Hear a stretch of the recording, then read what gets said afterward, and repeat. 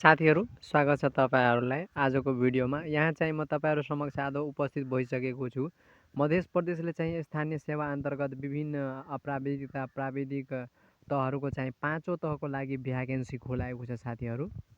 र यसमा चाहिँ सुब्बादेखि लिएर चाहिँ प्राविधिक सहायक प्रासहरूको पनि भ्याकेन्सी राम्रो सङ्ख्यामा खुलाएको छ। अन्तिम समय हेर्नुहोला कुन कुन पदको लागि खुलाएको छ सबै कुरा जानकारी दिनेछु। तपाईहरुको दस्तुर कति लाग्नेछ र कहिलेसम्म तपाईहरु एक्जाम फर्म भर्न सक्नुहुनेछ, एक्जाम सेन्टर कहाँ हुनेछ, तपाईहरुको सबै सम्पूर्ण कुरा हेराउनेछु साथीहरू। अन्तिम समय हेर्नुहोला।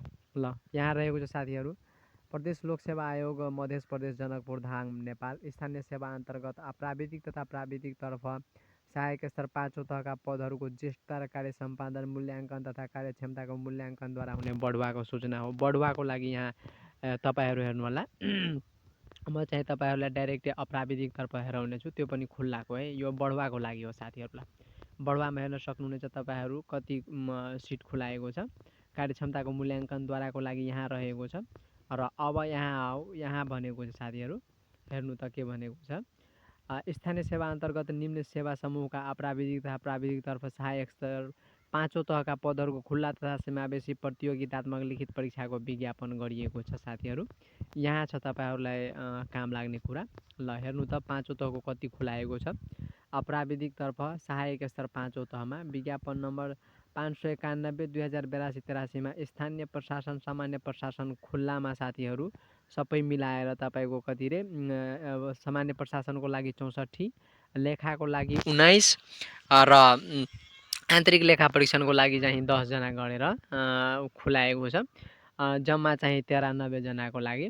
अनि त्यस्तै चाहिँ यहाँ हेर्न सक्नुहुनेछ मधेसी महिलाको लागि कति सिट खुलाएको छ, जम्मा 25 वटा, मधेसीको लागि 23 वटा, दलितको लागि चाहिँ 8 वटा र यहाँ दलित महिलाको लागि 8 वटा, दलितको लागि 7 वटा, मुस्लिम महिलाको लागि 6 वटा, मुस्लिमको लागि 4 वटा, आदिवासी जनजाति महिलाको लागि 4 वटा र जनजातिको लागि चाहिँ 2 वटा, थारू महिलाको लागि 4 वटा, थारूको लागि 1 वटा, विपन्न खस आर्यको लागि 3 वटा र खस आर्यको लागि 1 वटा र अपाङ्ग महिलाको लागि 1 वटा गरेर यति खुलाएको छ।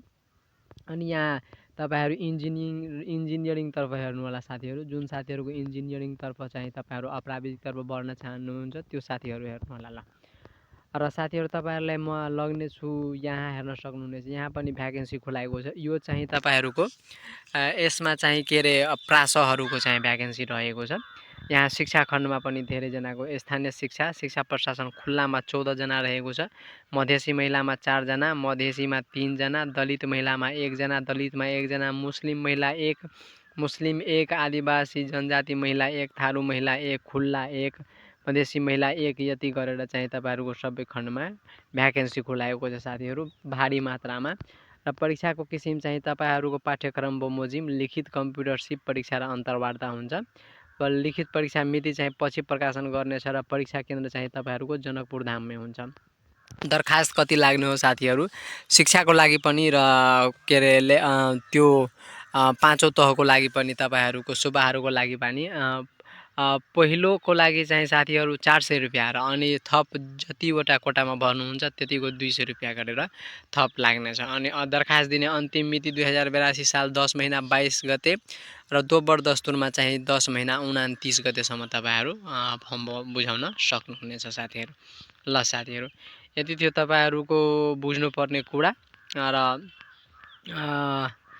जानकारीमूलक भिडियो थियो साथीहरू। भिडियो मन परेमा च्यानललाई सब्स्क्राइब गर्नुहोला र द्रष्टव्यहरू अन्य जानकारी तपाईहरु आफै पढ्नुहोला।